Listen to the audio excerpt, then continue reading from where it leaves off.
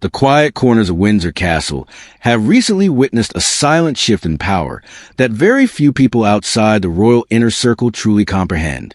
When Queen Elizabeth II passed away, the eyes of the world were naturally fixed on the massive transition of power, the crowns, the official estates, and the public responsibilities that shifted onto the shoulders of King Charles and Prince William. However, beneath the grand public proclamations and the solemn state funerals, a much more personal and fiercely debated distribution of wealth was taking place behind closed doors. Lady Louise Windsor, the 21-year-old daughter of Prince Edward and Sophie, Duchess of Edinburgh, quietly stepped into the spotlight by claiming a significant portion of the late Queen's private treasures. These were not the crown jewels that belonged to the nation, but the deeply personal artifacts, the equestrian gear, the specific private collections, and the intimate symbols of affection that Queen Elizabeth held closest to her heart during her historic reign. This sudden and strategic inheritance has sent shockwaves through the extended family, sparking an intense wave of silent fury among Queen Camilla's biological children and grandchildren, who suddenly found themselves entirely excluded from the late monarch's personal legacy.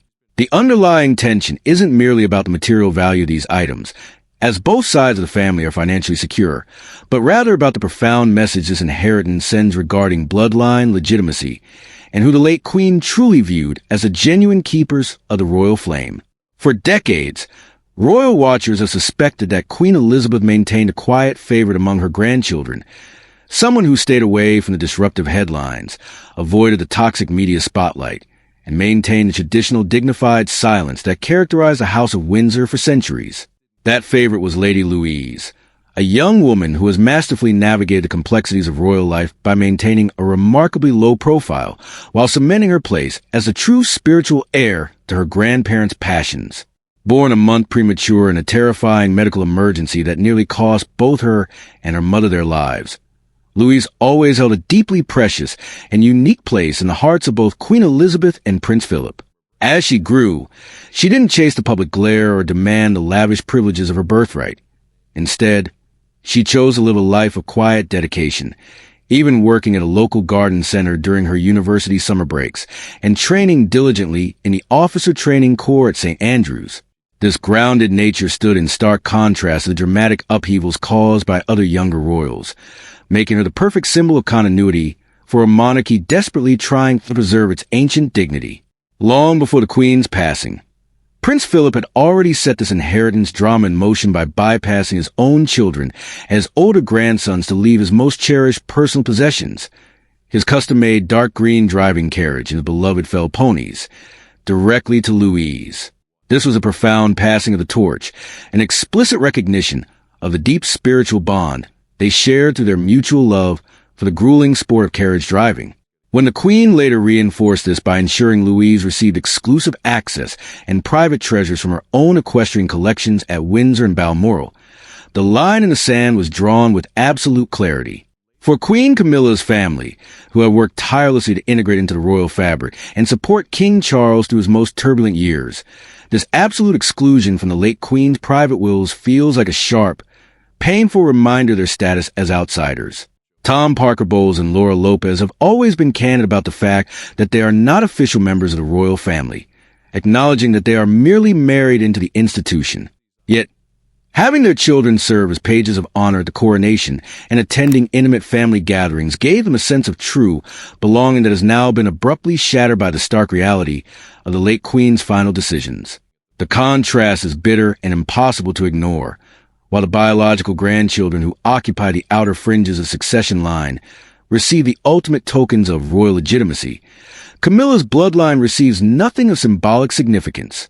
This dynamic has reignited historical undercurrents of tension within the palace, particularly involving Louise's mother, Sophie, who has long been recognized as the Queen's favorite daughter-in-law and a quiet power player within the institution.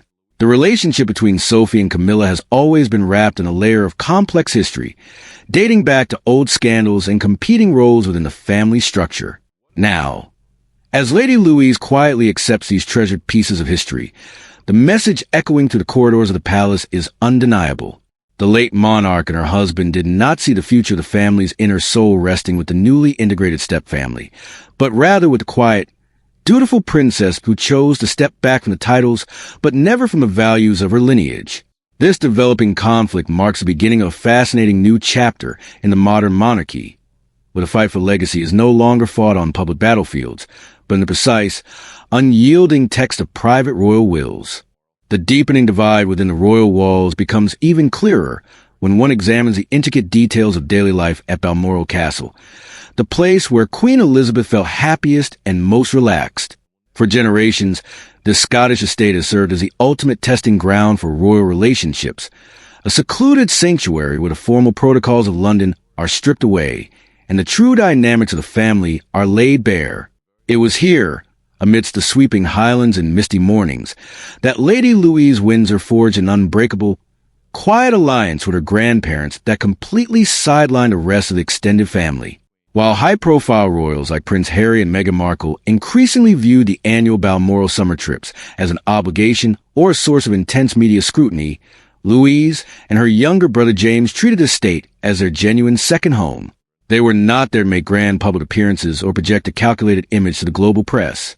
Instead, they eagerly joined the late Queen in her everyday country routines, engaging in long, muddy walks, participating in quiet family dinners, and showing a genuine reverence for the traditions that define the modern monarchy.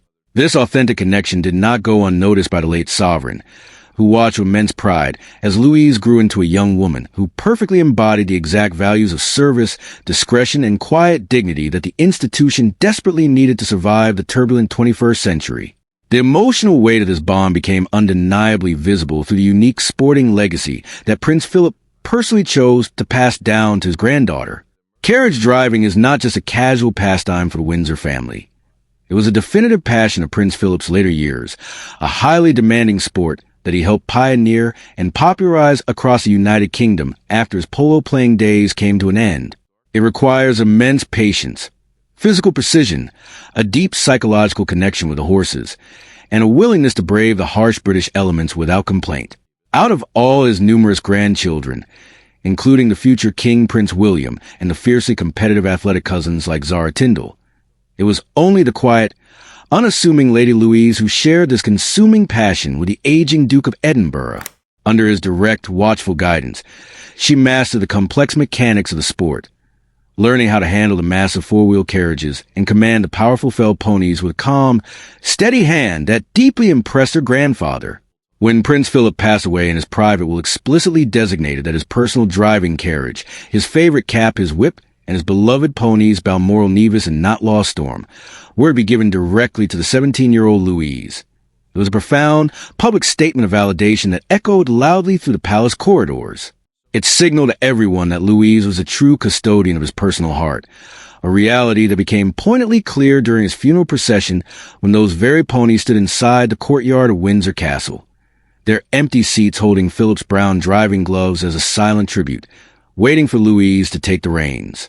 This calculated passing of the torch created an immediate, unspoken friction with Queen Camilla's biological side of the family, particularly her children Tom Parker Bowles and Laura Lopez. For years, as Camilla endured brutal public scrutiny, media vilification, and the slow, exhausting process of rebuilding her public reputation to eventually become queen, her children maintained a highly respectable but strictly external position relative to the royal core. Tom pursued a successful career as a prominent food writer and critic, while Laura immersed herself in the London art scene, both of them intentionally building independent lives funded by their own merits rather than the royal purse. They were frequently invited to private family gatherings. Their children warmly embraced King Charles as a beloved step-grandfather, and they were even granted highly visible roles during the coronation, where Camilla's grandsons proudly served as pages of honor. Yet, beneath this veneer of modern, blended family harmony, the sharp distribution of the late Queen's private estate exposed a painful, unyielding truth that no amount of public inclusion could hide. In the rigid, historic calculus of the British monarchy, bloodline, legitimacy, and ancient lineage are the ultimate currency, and Camilla's family possesses none of it. When the private wills were executed, leaving the most emotionally significant historic artifact of the late monarchs to a 21-year-old girl who ranks low in the line of succession and does not even use her princess title. It sent a clear, devastating message to the Parker Bowles line. It reminded them that despite their mother's supreme status as queen, They remain permanent outsiders, mere spectators to a centuries-old legacy that they will never truly inherit or belong to. This exclusion has reportedly ignited intense private discussions and simmering resentment behind the closed doors of Clarence House, as Camilla's family grapples with the realization that their presence in the royal fold is entirely temporary, tied exclusively to the lifespan of King Charles's reign, while Lady Louise's legacy is permanently etched into the very stones of Windsor and Balmoral. The contrast between Louise's quiet integration into the future structural plans of the monarchy and the complete symbolic exclusion of Camilla's bloodline has created a delicate, highly charged atmosphere within the palace, setting the stage for a quiet struggle over the true identity and future direction of the royal family. The lingering echoes of this private inheritance dispute now point directly toward the looming future of the British monarchy, a future that will be fundamentally defined by Prince William's eventual ascension to the throne. As King Charles faces ongoing health challenges that naturally accelerate conversations about the next transition, the structural reality of the royal family has become a matter of critical urgency. The institution is currently facing an unprecedented shortage of working royals. Prince Harry and Meghan Markle remain completely detached in California. Prince Andrew is permanently sidelined from public duties, and his daughters, Princess Beatrice and Princess Eugenie, do not maintain full-time official roles. This leaves the crushing weight of representation almost entirely on the shoulders of William, Kate, and their young children, creating an immediate operational crisis for a monarchy that must maintain its presence across the United Kingdom and the Commonwealth.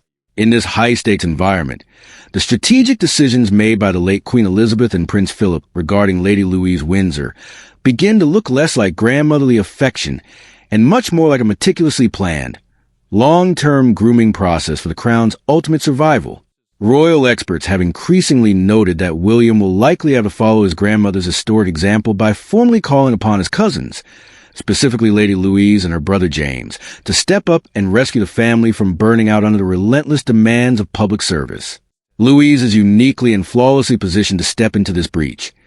She has successfully managed to navigate the turbulent waters of modern youth while keeping her character entirely untainted by the toxic scandals, explosive tell-all books, or highly public family feuds that have fractured the Windsor name in recent years.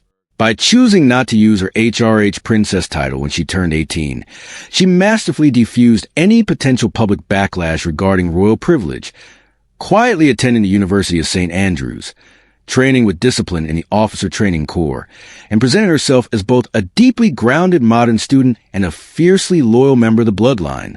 This exact balance of being highly relatable yet undeniably royal is an incredibly difficult needle to thread, and it is precisely the quality that the late Queen recognized, nurtured, and sought to validate by leaving her personal equestrian treasures and Balmoral access exclusively to her. The palace is already dropping clear.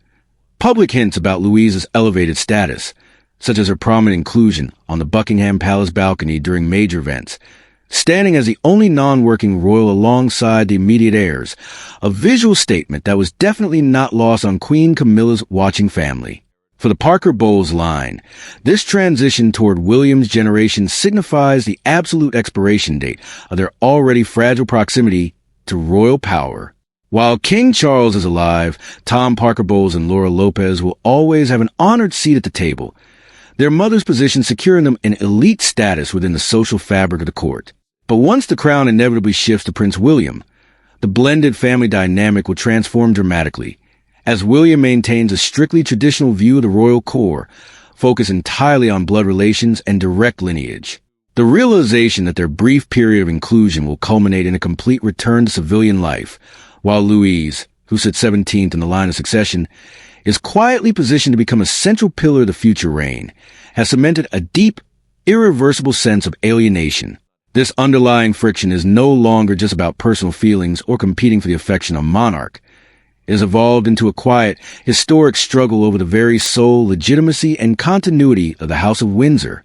The late Queen's private wills have effectively drawn an unyielding line in the sand, ensuring that long after the current players are gone, the true legacy, the deep spiritual attachments, and the most intimate treasures of the longest reign in British history will remain firmly in the hands of a quiet girl who chose duty over drama.